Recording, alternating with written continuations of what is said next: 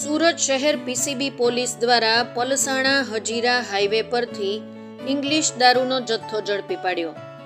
ભારતીય બનાવટના વિદેશી દારૂની હેરાફેરી કરનાર એક શખ્સને વિદેશી દારૂના જથ્થા સાથે કુલ રકમ ₹1,26,600ના મુદ્દામાલ સાથે પકડી પાડી કાયદેસરની કાર્યવાહી હાથ ધરી હતી. સુરત જિલ્લામાં રોજબરોજ આવતો હોય તેવી વાત વાયુ વેગે પ્રસરી રહી હોય એને ધ્યાનમાં રાખી સુરત શહેર ઇન્ચાર્જ કમિશનર વાબાંગ જામીરની સૂચના આપેલ કે સુરત શહેરમાં દારૂ, જુગાર, લૂંટ જેવા ગુનાઓને ડામવા માટે સૂચના આપેલ.